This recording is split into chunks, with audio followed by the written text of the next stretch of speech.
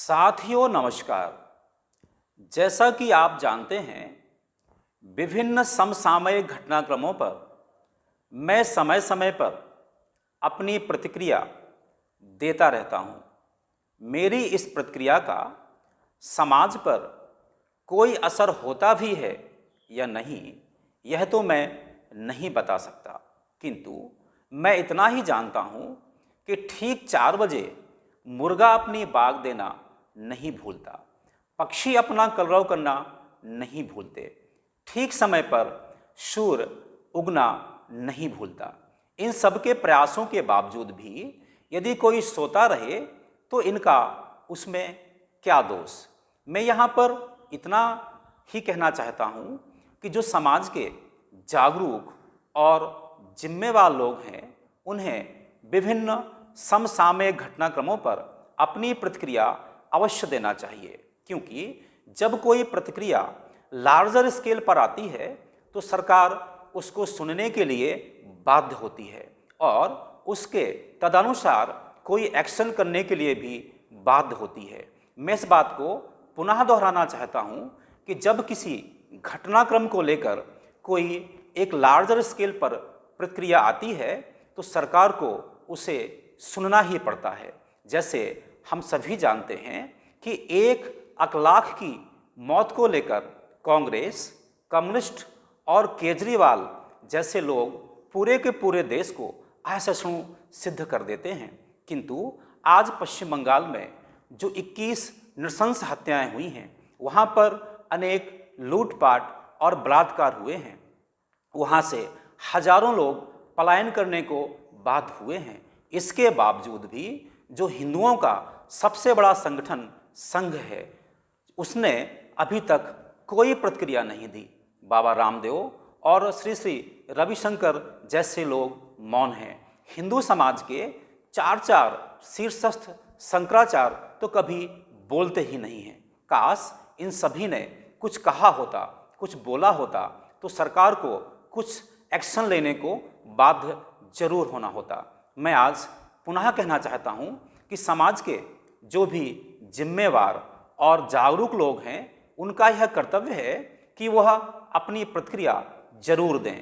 यदि प्रतिक्रिया नहीं देंगे तो जो इस देश का बहुसंख्यक समाज है, वह ऐसे ही हमेशा दबा और कुचला बना रहेगा और वह दिन दूर नहीं जब इस देश का बहुसंख्यक समाज क्रमशः अल्पसंख्यक होता हुआ अपना अस्तित्व ही खो बैठेगा। मुझे भरोसा है कि आप लोग मेरी इस बात को, मेरी इस प्रार्थना को जरूर गंभीरता से लेंगे। यद्यपि मैं आज किसी दूसरे विषय को लेकर अपनी बात रखना चाहता हूँ।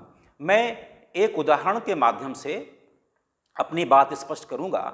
जैसे कभी किसी दिन हमारे घर में बिना किसी पूर्व सूचना के रात्रि को 10 बजे 2 मेहमान आ जाएं, तो हम बड़ी आसानी से उनकी आवभगत कर लेते हैं, उनकी व्यवस्था बना लेते हैं और हमें कोई परेशानी नहीं होती।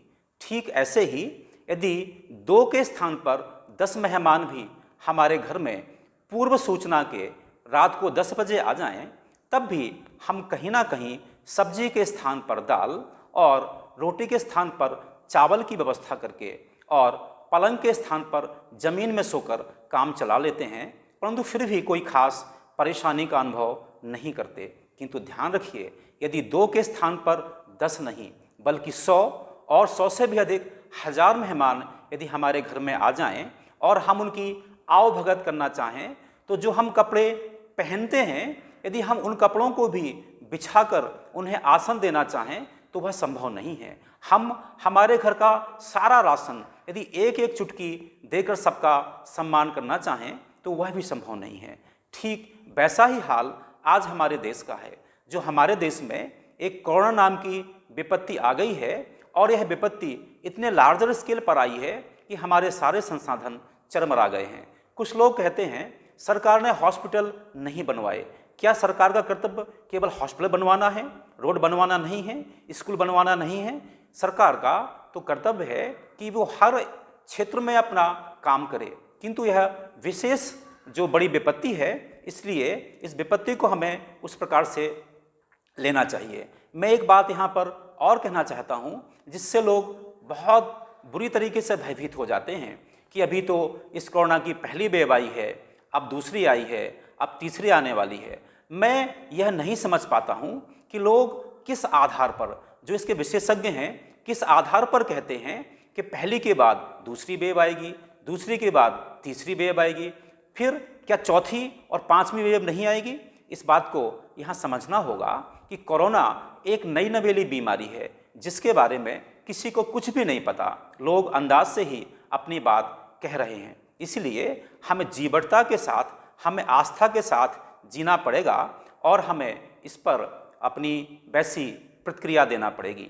मैं यहाँ पर एक बात और स्पष्ट कर देना चाहता हूँ, जो ये बात सबको समझ में आनी चाहिए। हमारी जो जीवन शैली में सुकुमार होकर जीने का जो एक चलन चला है, हमने हाइजीनिक एनवायरनमेंट में जीने की जो अपनी एक परंपरा बनाई है, उसी ने आज हमें बहुत कमज़ोर बना दिया है। आज भी यह बात एकदम स्पष्ट है कि जो लोग जितने सुकुमार हैं, जो महानगरों में रह रहे हैं, जो अपने आप को हाइजीनिक इन्वायरमेंट में जीने के लिए आदी पाते हैं, आज इस कोरोना से सबसे ज़्यादा प्रभावित वही हैं। किंतु आज भी, यद्यपि गांव भी आज इसकी चपेट में है, फिर भी गांव के लोग चूँकि जीवट हैं, वो एक सब प्रकार के वातावरण में जी लेते हैं। वह सर्दी गर्मी बरसात सब सहन करते हैं। इसी का परिणाम है कि वो इस कोरोना को भी झेल पा रहे हैं। अतः आज ये हमको सीखने की आवश्यकता है कि हम अपना जो हमारा प्राचीन भारत की परंपरा थी, रफ एंड टफ जीने की, जीवटता के साथ जीने की, आज हमारी परंपरा क्या हो गई है? हम एसी घर से निकलकर एसी कार में बैठते हैं, एसी कार से एसी ऑफिस में पहुंचते हैं, हमारे शरीर से पसीने की एक बूंद भी नहीं टपकती। अरे जब तक हम सारे काम को हल्का मानेंगे, ओछा मानेंगे, तब तक हम स्वस्थ नहीं रह सकते। आज आवश्यकता है कि हम लोग फिजिकल काम को छोटा ना माने, सुबह उठें और प्रकृति के साथ जीना सीखें।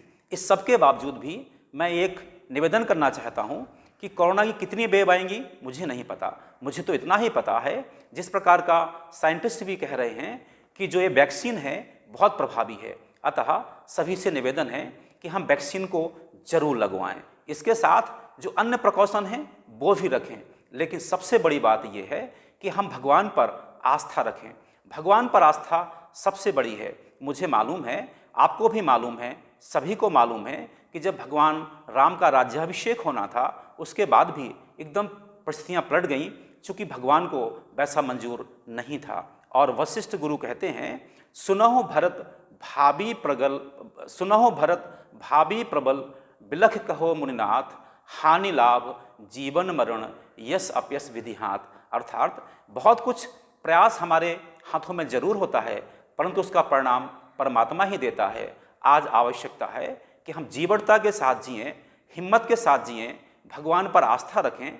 बाकी जो होगा सो देखा जाएगा। इसका अभिप्राय यह नहीं है कि हम लापरवाह हो जाएं। हमें सारे प्रिकॉशन भी लेना है, किंतु डरना नहीं है, घबराना नहीं है, जीवटता के साथ जीना है। मैं इन्हीं शब्दों के साथ अपनी बात को पूर्ण करता हूँ।